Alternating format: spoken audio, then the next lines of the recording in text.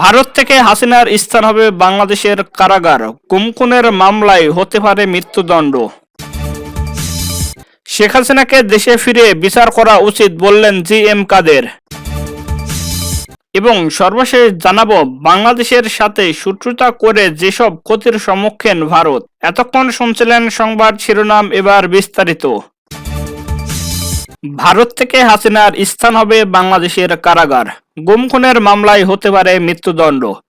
ভারতের মাটি থেকে শেখ হাসিনাকে বাংলাদেশে নিয়ে এসে কারাগারে স্থান দেওয়া হবে নাকি অন্য কোনো বিদেশি রাষ্ট্রের আশ্রয়ে রাখা হবে, এ নিয়ে মহা দুশ্চিন্তায় আওয়ামী লীগের বিভিন্ন নেতাকর্মীরা। শেখ হাসিনাকে বিচারের কাঠগড়ায় নিতে ইতিমধ্যে জাতিসংঘ, যুক্তরাষ্ট্র, ইইউ সহ বেশ কয়েকটি দেশে তদন্তের জন্য বাংলাদেশের বিশেষ ইউনিট পাঠিয়েছে। স্বৈরাচার খুনি হাসিনাকে ঢাকার হাতে তুলে দিতে বাংলাদেশের পক্ষ থেকে ভারতকে জানানো হয়েছে। এ নিয়ে আওয়ামী লীগের নেতাকর্মীদের মধ্যে আতঙ্ক ও ভয়ের সৃষ্টি হয়েছে। জানা গেছে, নেতাকর্মীদের মধ্যে নানান ধরনের প্রশ্ন দেখা দিয়েছে শেখ হাসিনার ভবিষ্যৎ বা শেষ অবস্থান নিয়ে। কেননা এই বছরের জুলাই মাসে সংগঠিত হত্যাসহ মানবতা বিরোধী অপরাধে শেখ হাসিনা সহ 10 জনের বিরুদ্ধে তদন্ত ইতিমধ্যে শুরু হয়ে গেছে। বলা চলে, বেশ দ্রুতই ছাত্র জনতার আন্দোলন চলাকালীন যেসব হত্যাকাণ্ড ঘটেছে তার বিচার করার সিদ্ধান্ত নিয়েছে অন্তর্বর্তীকালীন সরকার।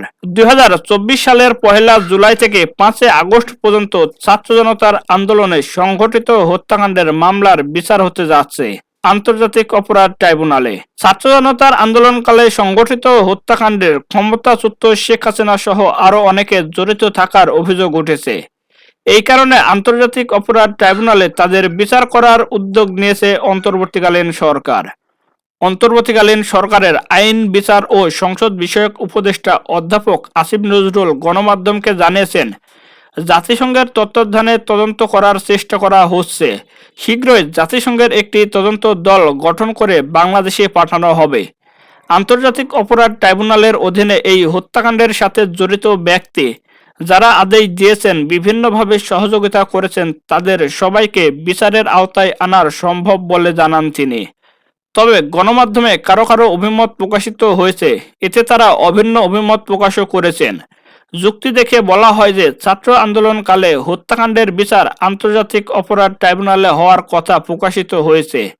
এই বিচার হবে আন্তর্জাতিক অপরাধ আইন 1973-এর অধীনে। এই আইন অনুযায়ী ট্রাইব্যুনালে দোষী সাব্যস্ত ব্যক্তিকে মৃত্যুদণ্ডের বিধান রয়েছে। যেহেতু জাতিসংঘ মৃত্যুদণ্ডের বিষয়টি অনুমোদন করে না, তাই এই ক্ষেত্রে জাতিসংঘের যুক্ততার সুযোগ নেই বলে অভিমত জানানো হয়। তবে এর পাশাপাশি বলা হয়, বাংলাদেশ চাইলে ছাত্র জনতার গণ আন্দোলনে ক্ষমতাচ্যুত প্রধানমন্ত্রী শেখ হাসিনা সহ অভিযুক্ত ব্যক্তিদের বিরুদ্ধে গণহত্যা ও মানবতা বিরোধী অপরাধের তদন্তে জাতিসংঘ আলাদা প্রক্রিয়ার মাধ্যমে সহায়তা করতে তৈরি রয়েছে। প্রশ্ন হচ্ছে, পররাষ্ট্র উপদেষ্টার এমন কড়া বক্তব্যে ভারত হয়তো দোটানায় পড়বে বা পড়তে যাচ্ছে। কেননা এখন বাংলাদেশের অভ্যন্তরীণ বিষয় কৌশলে না হলে শুধু এই দেশ না, তার দেশ ভারতও ভূ রাজনৈতিক কৌশলে মার খেয়ে যাবে। শেখ হাসিনাকে আশ্রয় দিয়ে গণতন্ত্রের প্রতি কমিটমেন্ট রাখেনি ভারত। বিএনপির মহাসচিব মির্জা ফখরুল ইসলাম আলমগীর বলেন, শেখ হাসিনাকে আশ্রয় দিয়ে গণতন্ত্রের প্রতি কমিটমেন্ট রাখেনি ভারত। সকালে রাজধানীর শেরেবাংলা নগরে বিএনপির প্রতিষ্ঠাতা প্রয়াত জিয়াউর রহমানের সমাধিতে শ্রদ্ধা নিবেদন শেষে তিনি এসব কথা বলেন। মির্জা ফখরুল বলেন, ছাত্র জনতার অভ্যুত্থানের মধ্য দিয়ে সরকারের পতন হয়েছে। শেখ হাসিনা দেশ ছেড়ে পালিয়েছে, ভারত আশ্রয় দিয়েছে। এখন ভারতে বসে এই বিপ্লবকে নস্যাৎ করার চক্রান্ত শুরু হয়েছে।